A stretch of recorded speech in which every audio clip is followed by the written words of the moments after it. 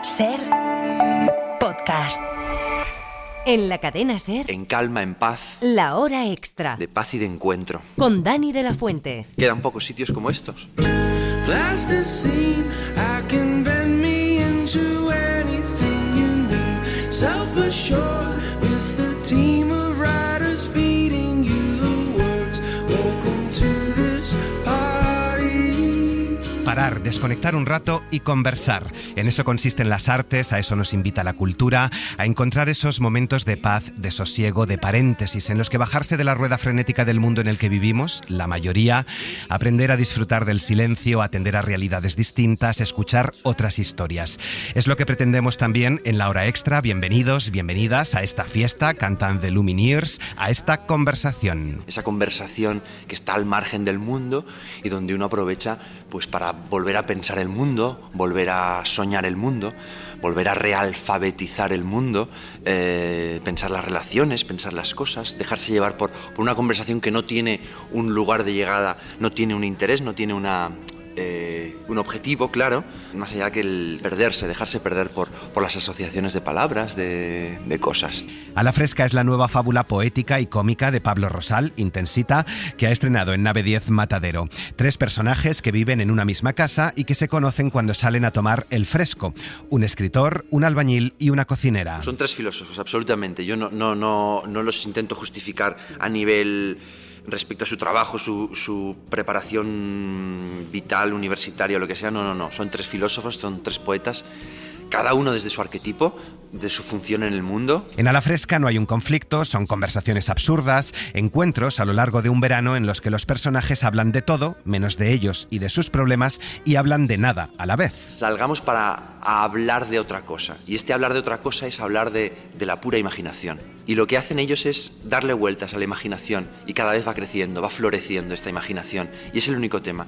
El juego con el lenguaje, el juego con las imágenes poéticas, y el juego por el juego, dentro del juego. Una idea repetida en todas las obras de Rosal, como Los que hablan y Hoy tengo algo que hacer. Recuperar la conversación en un mundo que ha entregado su alma al materialismo. Sobre todo me preocupa dar por hecha la comunicación. O sea, la elocuencia demasiado verborreica, demasiado fácil me preocupa. Y entonces le pongo mucha atención a la comunicación y a los problemas de la comunicación, porque el escenario, que es un lugar realmente de receso, de pausa del mundo, del margen del mundo, me permite volver a crear la comunicación. También son 3 los personajes del nuevo libro de la escritora y editora María Faste. 3 hermanos que se reencuentran en una casa en mitad del bosque. Un viaje al pasado a través de la familia y de los recuerdos. Conversaciones sobre el amor, la muerte, la locura, la envidia, la culpa, los silencios. Se titula El final del bosque, premio novela Café de Gijón, publicado siempre por Siruela, y ha charlado con ella Raquel García. María Faste, bienvenida a la hora extra. Muchas gracias por recibirme. Escritora, editora, directora literaria de Alfaguara, de Lumen, de Reservoir Books, autora de varias novelas y de relatos, la más reciente, El final del bosque. Uno de los personajes le plantea a una de las protagonistas, que es editora, una idea. Ella enseguida identifica que lo que cuenta es material para una novela y no para un cuento, que tiene que tener una historia para ser novela. Tú con ese olfato de editora que tienes, ¿cuándo sabes que dices esto es para algo largo, para algo con recorrido, con trayectoria? Cuando tienes que indagar muchísimo en los personajes. O sea, esa es la diferencia, creo, entre el cuento y la novela. El cuento se parece mucho a un poema. O sea, se te aparece, por decirlo un poco con la imagen de Cortázar.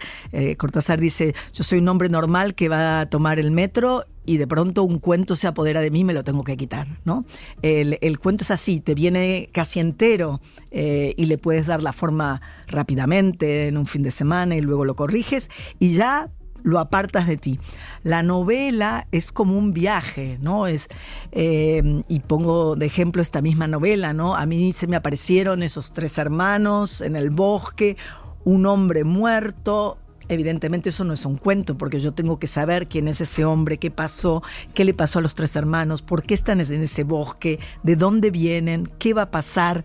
Ya te das cuenta que vas a necesitar muchas páginas para poder ahondar en todo eso, ¿no? En toda esa trama, y tampoco sabes muy bien cómo va a terminar. La misma novela te va llevando. Podés tener algunas ideas claras, pero luego sabes que va a ser una escritura de años y que vas a ir cambiando cosas que habías pensado al principio. Es verdad que construyes la novela, lo acabas de describir, los elementos son esos, son 3 hermanos, empieza con una persona tirada en el barro, muerta, no sabemos, estamos en medio de un bosque y construyes la novela como algo policíaco.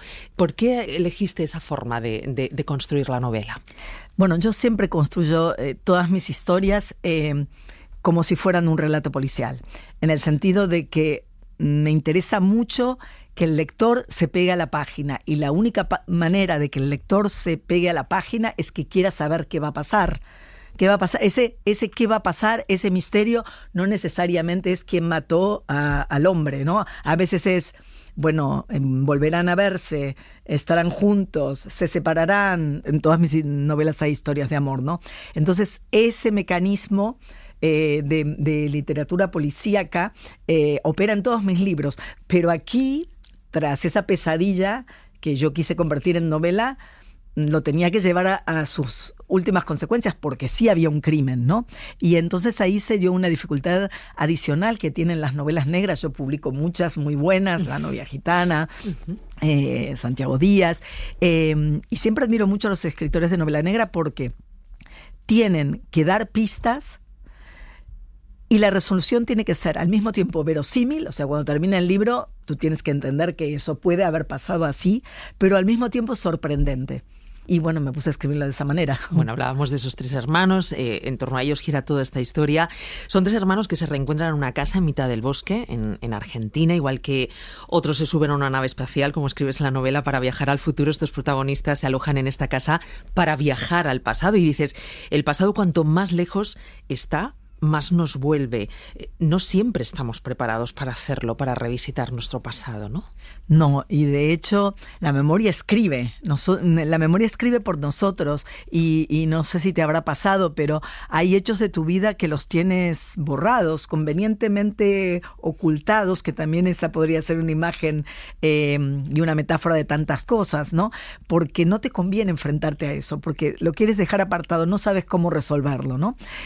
O no te conviene para el presente, y es un mecanismo que no solo funciona en las personas, sino también en las sociedades, ¿no? Lo sabemos también en una sociedad como la española o en la Argentina, que sufrieron dictaduras. El pasado es molesto, ¿no? El pasado es molesto y uno quiere reacomodarlo y hacerse una historia con la que pueda vivir, ¿no? Que duela menos. Que duela menos, y por eso la ficción, y por eso un punto de vista. Desde luego esa historia sería distinta si la cuenta la hermana del medio o la cuenta el hermano menor. El tema central es la familia. Abordas muchos temas, ahora vamos a ir tocando algunos que son muy interesantes, pero el tema central son ellos, la familia, las relaciones familiares y también todos esos sentimientos que provoca. Hay culpa, hay envidia, hay celos y hay silencio. Muchísimo silencio, y el silencio es como una especie de tumor, ¿no? En una familia que hay que quitarlo para poder ver algunas cosas, y hay familias que viven con ese silencio mucho tiempo hasta que algo estalla, ¿no? Algo estalla de alguna manera en el momento menos esperado, y por eso también son tan complejos los duelos, las muertes de los padres, ¿no? Aquí hay una herencia, ¿no? Hay una herencia material, y como suele pasar en las familias, cuando llega ese momento de la herencia material no es solo la casa, que se pelean por quedarse. Lo que suelen hacer los hijos es tratar de aplicar en esa herencia las injusticias que ellos sienten que sufrieron en vida de sus padres, ¿no? Entonces siempre hay una voluntad de decir, no, acá vamos por fin a decir, vos te fuiste, no te ocupaste de edad, me corresponde a mí. Por eso es un momento de cuentas, total, ¿no? Por eso es un momento tan revulsivo, sí. Hablabas de la muerte, es otro de los grandes temas de esta novela. Hay algo purificador, escribes en la novela, en cuidar a un enfermo. No es altruismo, dices, es egoísmo, pero no es fácil morir. ¿Por qué no es fácil morir? Bueno, es curioso porque en la novela hay dos personajes que tienen justamente dos perspectivas opuestas frente a la muerte, ¿no? La madre y el padre. La madre que no ve la hora de morirse, ¿no?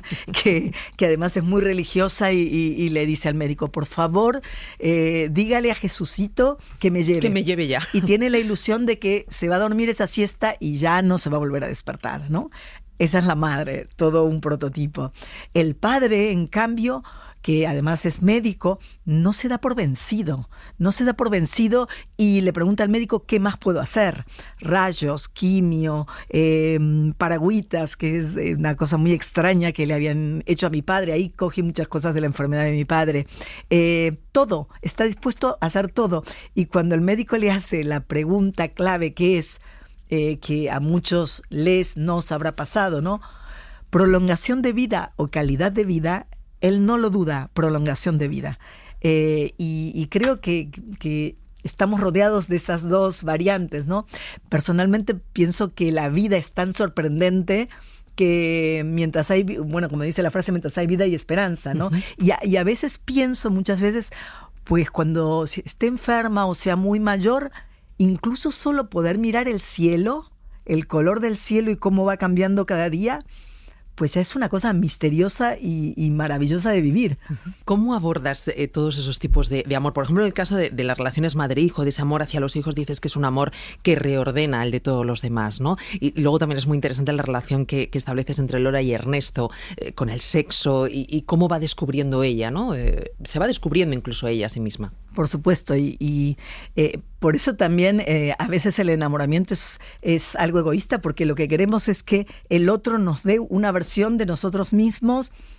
Casi que te diría que nos enamoramos de la persona que somos en relación con el otro, ¿no? Siempre me interesa que haya una historia de amor de pareja, ¿no? Eso está muy claro en todas mis novelas. Y aquí, aunque la anécdota inicial no la incluía, yo decidí que ese hombre que estaba en el barro iba a ser el amante de la protagonista, y fue muy divertido construirlo y construir esa tensión. A mí, no sé qué te pasa a ti, pero me encantan las historias de amor. Yo voy a ver una película, cualquier película, aunque sea, no sé, del espacio, no me gustan las películas de ciencia ficción, pero aparece la chica y digo, acaba de haber una historia de amor, bien, a ver cuándo aparece y cómo va a terminar.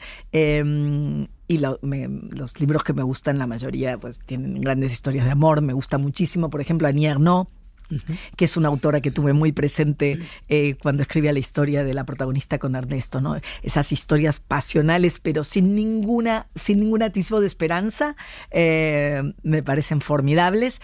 Entonces, pues esa es una relación que me interesa mucho explorar, y también vuelvo a usar allí, es como si fuera un micro relato policial, toda esa historia de amor, ¿no? Desde que lo ve en la casa de al lado hasta el final, que no vamos a contar. Vamos a descubrirlo.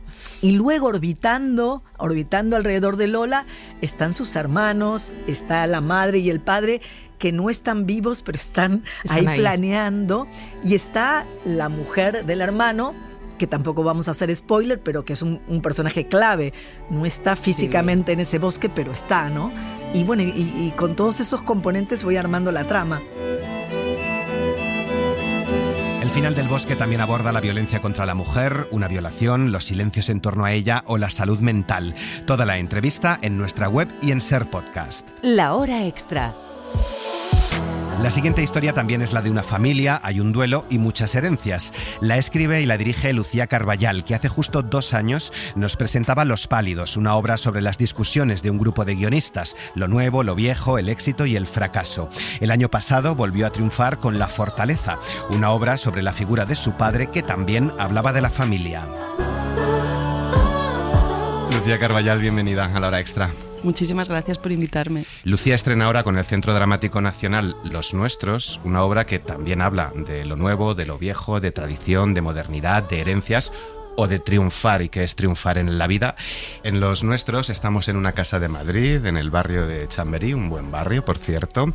Una familia sefardí celebra el Abelut, el rito del duelo judío, porque ha muerto la abuela, un rito que consiste en 7 días desconectado de la vida, de toda rutina, recordando al ser querido, expresando sentimientos, recibiendo visitas de familiares, de amigos. Primera pregunta, los normalmente 2 días que nos dan aquí para despedir a un ser querido en cualquier empresa, ¿son poco? ¿Deberíamos de tener al menos una semana para poder atravesar el duelo? Esto creo que se está empezando a hablar un poco más últimamente, ¿no? La locura de que nuestra sociedad considere que 2 días son suficientes para incorporarnos a la dinámica vertiginosa de nuestra vida. Evidentemente nadie piensa que en esos 2 días has resuelto un duelo, pero sí se considera que ya eres capaz de regresar a una normalidad.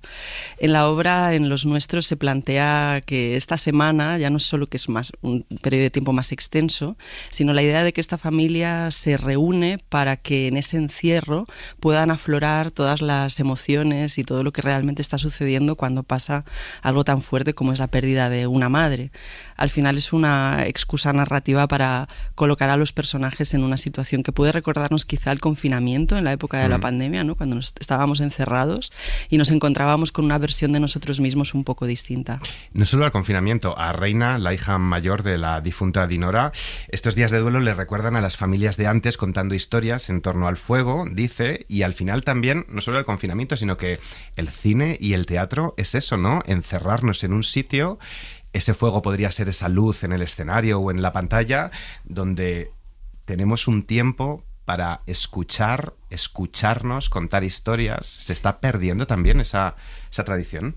Absolutamente. Yo en estos últimos años he empezado a comprender que mi trabajo se ha convertido en un trabajo de absoluto privilegio, ya lo sabíamos, pero necesario en el sentido de que somos los autores, los directores de teatro, nuestra profesión es convocar a la gente, convocar al grupo, convocar a la comunidad, inventarnos excusas para reunirnos, para escuchar una historia, ¿no? En este punto en el que estamos, en el que vemos que la sociedad es cada vez más individualizada, cada vez más virtual, etcétera, etcétera, de repente estamos haciendo algo completamente anómalo. En la obra es así, esta familia se reúne y enuncia la pregunta, ¿qué pasa cuando nos juntamos? ¿Qué pasa cuando estamos en esa comunidad? Precisamente en una familia en la obra, que creo que pasa en casi todas nuestras familias, en la que cada uno hace su propio recorrido, las familias con esta cosa deslavazada, ¿no? Que creo que es también síntoma de nuestro tiempo y que no tiene por qué ser algo negativo en sí mismo, pero de repente nos juntamos en estos rituales que todavía tenemos, los cumpleaños, las nochebuenas, en el caso de las familias tradicionales españolas, ¿no? En este caso es una familia sefardí con sus propios ritos, pero nos juntamos en este tipo de situaciones y a veces nos sentimos representando un papel en esta canción que cantamos una y otra vez, que es la familia, ¿no? Esto aparece en la obra, esta metáfora, la canción que tenemos que volver a cantar una y otra vez. y de alguna manera aflora, sin embargo, ese lujo de poder encontrarnos en una especie de coreografía repetida que cuando dejamos de tener el lujo de poder vivirla se convierte en algo absolutamente valioso, ¿no? Esa repetición, precisamente por no tener que expresarnos individualmente, por poder desaparecer en el grupo, y esa experiencia cada vez es más especial, más difícil es más difícil acceder a ella. ¿Por qué una familia sefardí? Has explicado que porque es tu familia política, la de tu pareja, judíos expulsados por los reyes católicos en el siglo XVI, que regresaron en los años 50 o 60 en pleno franquismo a España. En este caso es una familia sefardí hispano-marroquí. Toda familia tiene una identidad individual, es distinta al resto. Al mismo tiempo, todas las familias tienen algo en común, una identidad colectiva. Más allá de que sea tu familia política, ¿por qué la decisión política de que sea una familia sefardí? Pues esta decisión la tomé hace aproximadamente 3 años. Yo llevaba un tiempo, incluso más, 6, 7 años, fantaseando con la idea de crear algo en torno a una familia sefardí. Al principio era algo audiovisual, luego se convirtió en algo teatral. Efectivamente tiene que ver con la idea de que tengo acceso personal a esta realidad, forma parte de mi vida desde hace 8 años, porque mi mujer forma parte de esta comunidad, su familia es sefardí, pero también porque tenía una sensación de que esta realidad no estaba representada, ¿no? No se había representado en el teatro. Yo cuando empecé a conocer a mi familia política alucinaba y decía, pero todo este recorrido tan particular, ¿no? El que vengáis de judíos expulsados, que venís de Marruecos, que habéis llegado a España siendo una familia judía, una España franquista, la generación de mi suegra, ¿no? Que se tuvo que adaptar a esa España nacional católica, asimilándose, perdiendo algunos de sus rasgos identitarios para adaptarse. Cómo luego eso es una realidad además profundamente desconocida. Mucha gente desconoce que hay judíos en España o no es exactamente consciente de cuál ha sido el recorrido de esa parte, ¿no? de nuestra sociedad y también esa parte de nuestra historia. Entonces, como autora, como escritora, no podía evitar de estar completamente enamorada de la posibilidad de contar algo en una familia como esta, sabiendo que no es el tema de la obra, ¿no? Al final es una familia a la que le pasan cosas como a cualquier otra familia, problemas intergeneracionales, dificultad para seguir adelante juntos, pero con estas particularidades que me ayudan a reflejar algunas cosas que creo que si fuese una familia más al uso, dejaríamos de poder percibir. No es el tema de la obra, pero es uno de los temas también de la obra y que, aunque empezaras a escribirla hace 3 años o más, hoy cobran más importancia, sobre todo a través del personaje de Tamar, ¿no? Esa prima desconocida, lo que supone ser una chica israelí hoy, menudo relato que se casca. La gente es abierta en general hasta que digo que vengo de Israel, entonces llega el gesto de terror, cuenta ella, dice que fue a Israel para dejar de ser judía, para dejar de sentir esa mirada constante desde fuera, para poder ser otra cosa, además de un cliché en la cabeza de los demás. ¿Cómo se ha acentuado ese sentimiento conflictivo que sienten muchos judíos, muchos israelíes, de pertenencia a un colectivo y al mismo tiempo de rechazo a un colectivo por la masacre que estamos viendo? ¿Esto es algo que te han trasladado, te has documentado? Sí, en el proceso de escritura sucedió, fue el 7 de octubre y recuerdo que yo tuve la sensación de que la obra que yo estaba escribiendo, que trataba de una familia cuyo origen es marroquí, que es otra historia, ¿no? De hecho, me apetecía mucho abrir un poco ese espacio. Hay mucha gente que confunde judío con israelí, que confunde judío con sionista, que confunde... es decir, que tiene que ver con el desconocimiento, ¿no? Pero sí es cierto que cuando la cuestión absolutamente terrorífica, ¿no?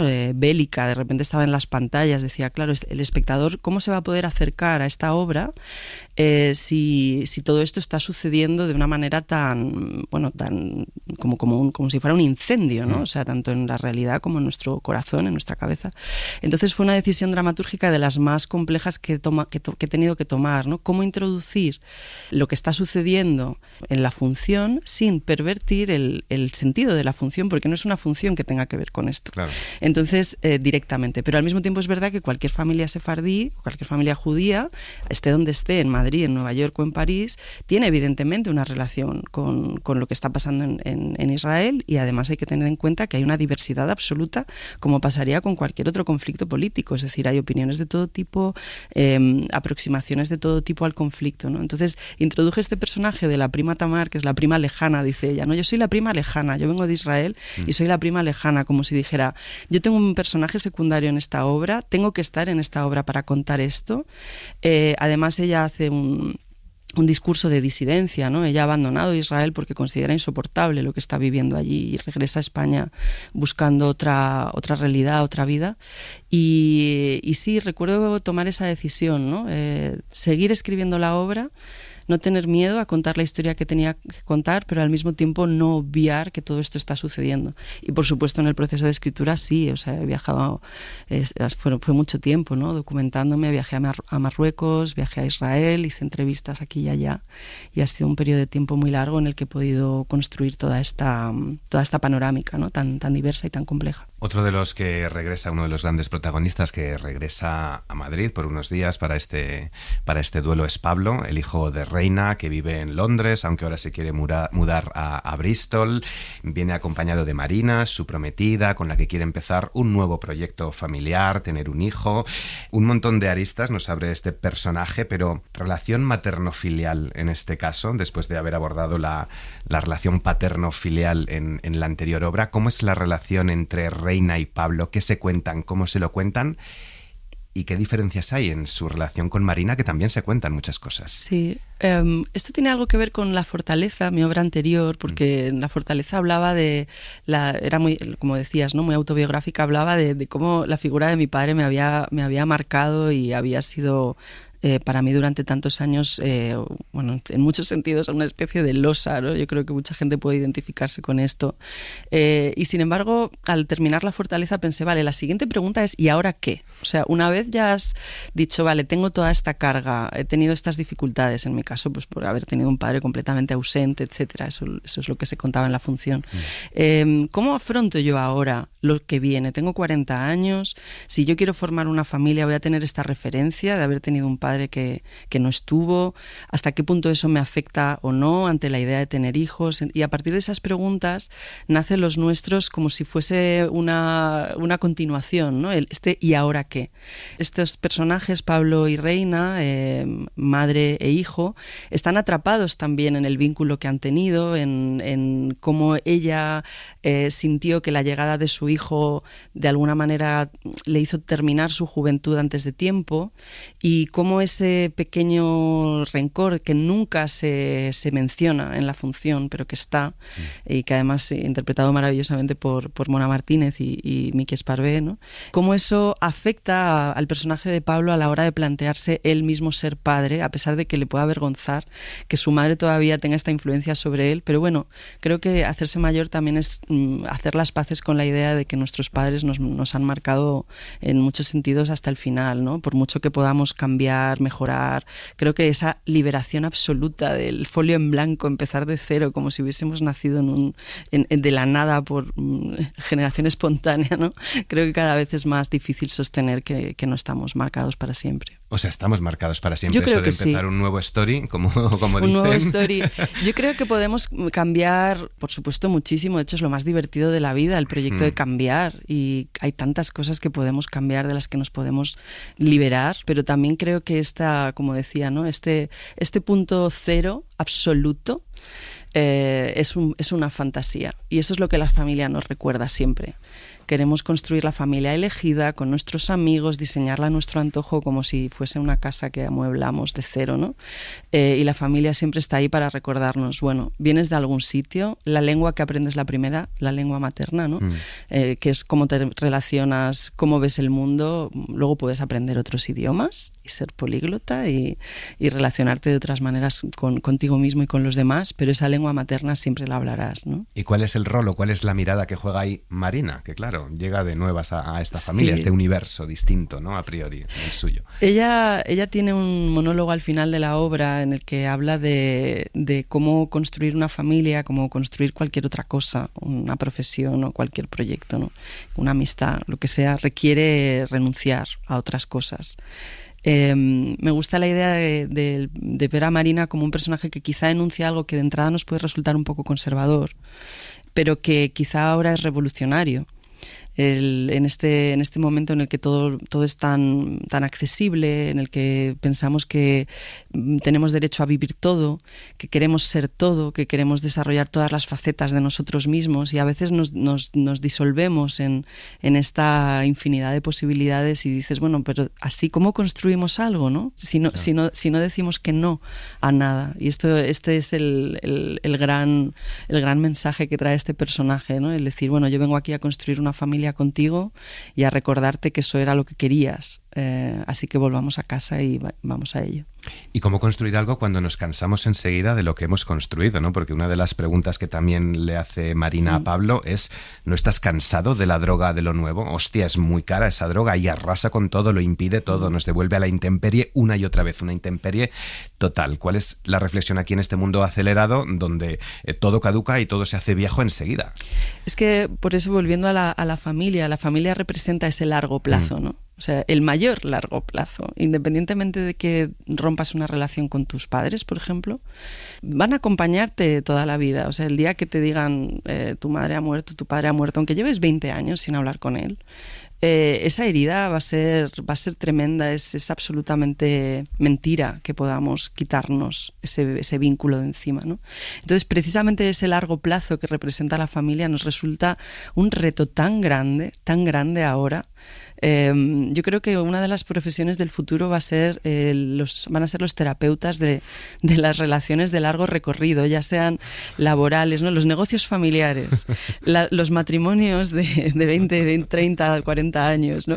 Porque una parte de nosotros tiene curiosidad por qué pasa en esas relaciones tan largas, cómo se reciclan, cómo es posible ese renacimiento cuando estamos tan atados al placer instantáneo, a lo nuevo, y al mismo tiempo estamos deseando quedarnos mirando a otra persona mucho tiempo, y conciliar esas dos cosas nos está volviendo locos, y creo que es interesante pararnos a pensar cómo hacemos en las familias donde no es tan fácil como con un ligue o una pareja o un curro, decir, oye, que pasa otra cosa, ¿no? Pasa otra pantalla. ¿Cómo le dices eso a tus padres, a tus hijos, a tus hermanos? Pablo y Marina en Los Nuestros quieren tener un hijo y no es fácil. Toda la entrevista con Lucía en nuestra web y en Ser Podcast. También quieren ser padres, aunque no pueden, los protagonistas de La Araña, el clásico de Àngel Guimerà, escrito en 1906. Es una de las obras más desconocidas del dramaturgo, que escribió después grandes éxitos como Terra Baixa y Maricielo.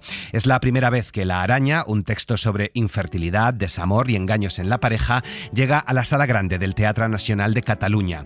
La ha visto Gemma Alegrí, de Radio Barcelona. Àngel Guimerà escribió La Araña en 1906, años después de haber conseguido un éxito enorme en el teatro catalán de su época.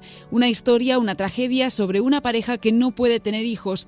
Más de 100 años después del estreno de ese texto, Jordi Pratcoll, director de la nueva propuesta, lo ha trasladado hasta la Girona de 1968, la época de sus padres, a quien les costó mucho tener hijos.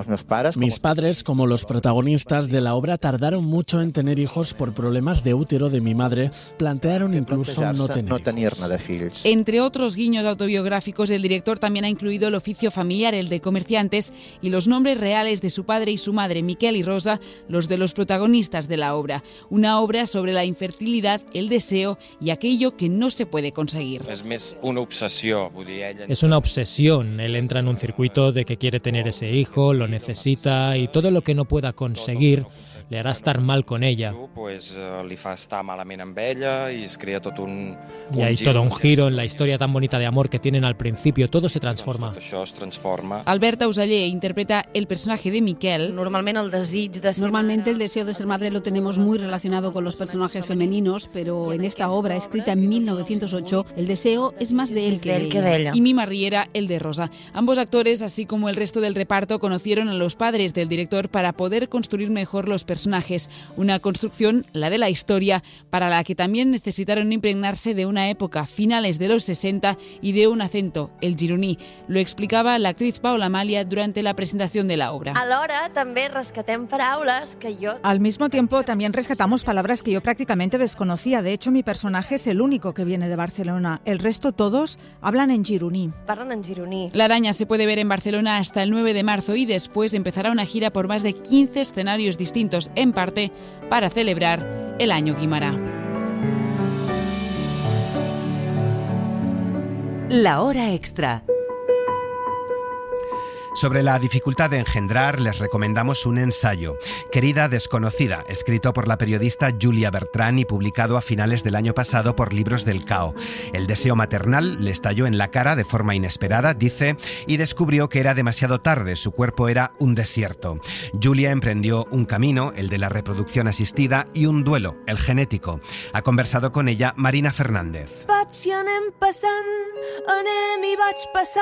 En Querida desconocida nos encontramos frente a frente con los dilemas de Julia Bertrán, que son los de tantas mujeres a partir de cierta edad. Tuve muy claro que tenía que ser muy honesta, muy franca, porque precisamente el relato que tenemos de la reproducción asistida acostumbra a ser bastante a obviar esas partes más truculentas, ¿no?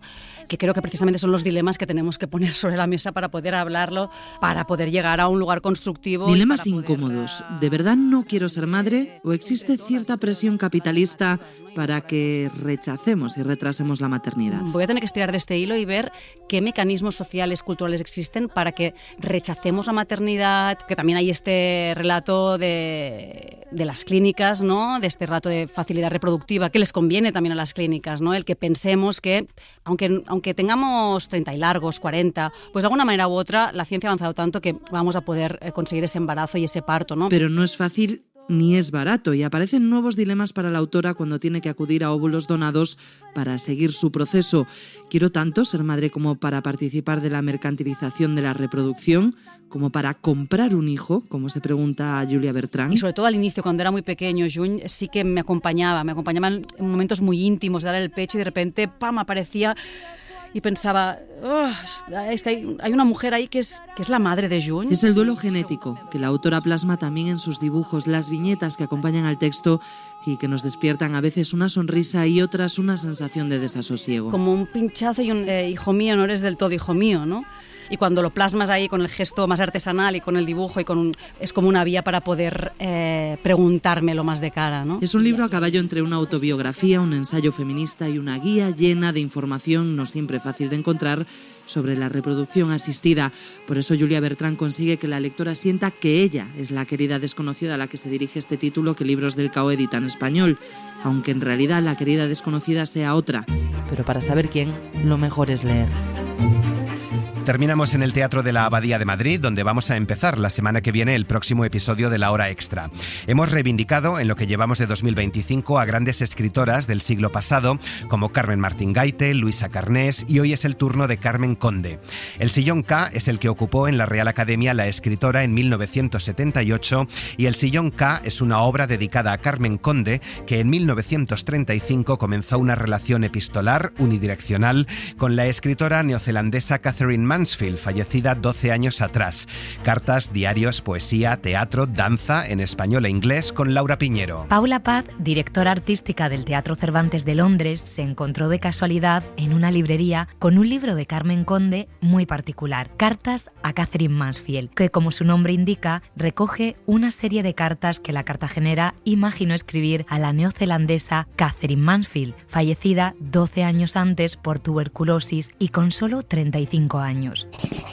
En esta noche plana con oxidada luna, los ruiseñores de mi querencia por ti, amiga distanciada a fuerza de hostiles nieblas, cobran su realce de caligrafía en ancho papel nítido. Tuvo claro que esta correspondencia, que sirvió a Conde para ordenar ideas y buscar puntos de conexión con una escritora a la que admiraba, debía ser el punto de partida para reivindicar sus obras. Parto de estas cartas para crear una narrativa que no es lineal y que es abstracta, para poner en valor y adentrarnos, invitar al espectador a que se sumerja en la obra. El resultado es El sillón K, Cartas desde el olvido, ahora en cartel del Teatro de la Abadía y que combina textos en inglés y castellano de ambas autoras. ¿Qué pozo hay al pie de mi existencia humana?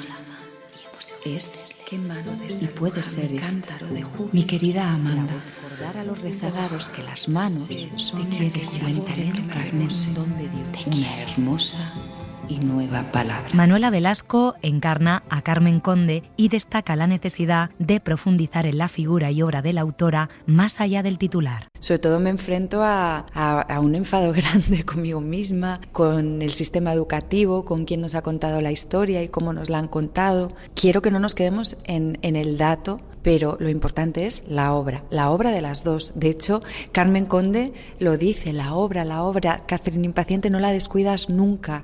La obra de las dos, son dos inmensas artistas, dos inmensas escritoras. Recuerdo que llamé a mi representante inmediatamente y dije, movamos todo lo que tengamos que mover porque yo necesito decir esto en un escenario, que poner a estas mujeres en el escenario. Es historia de España, Carmen, y es historia de las mujeres en España, en esta España, y lo que les pasó a estas mujeres con la guerra. Y Katherine revive a través de las palabras y del movimiento de la bailarina Estela Merlos, que se inicia en el teatro con esta función. ¿Cómo poder encarnar a la personalidad de Katherine sin decir nada? Un elemento que se repite mucho es el viento. Coreográficamente hemos hablado mucho de eso y cómo eso impacta a Catherine en muchos sentidos, no solamente en su querer de libertad, sino también pues con su enfermedad. La música también es muy importante en este nuevo montaje que busca celebrar a dos mujeres que, a pesar de su calidad literaria y personalidad, no han sido lo suficientemente reivindicadas. El Sillón K estará en el Teatro de la Abadía hasta el 2 de marzo y luego girará por toda España.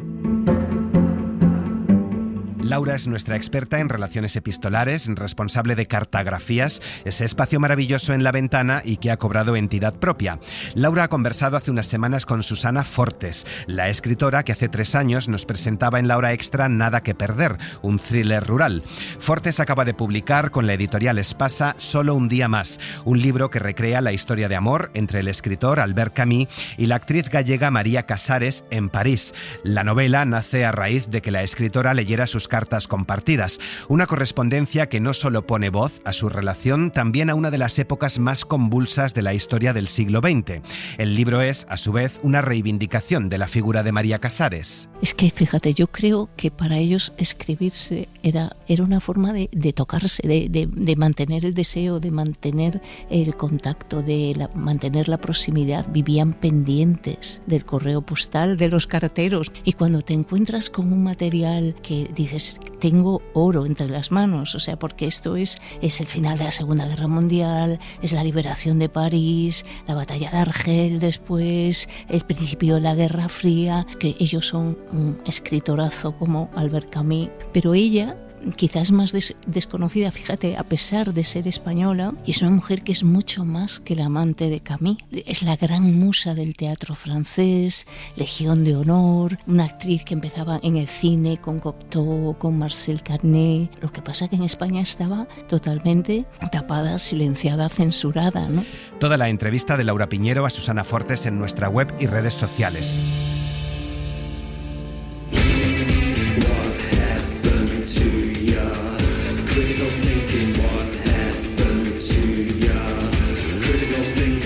Está bien no estar bien, vive la mejor vida que puedas, sé amable, ten empatía, sé auténtico, di la verdad y cántale las verdades al poder.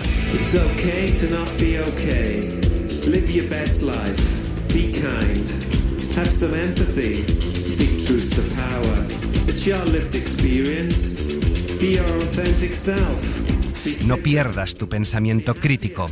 Nos vamos con lo nuevo de Manic Street Preachers. María Jesús Rodríguez ha estado en la técnica. Muchas gracias por acompañarnos. Buena semana. Para no perderte ningún episodio, síguenos en la aplicación o la web de la SER, Podium Podcast o tu plataforma de audio favorita.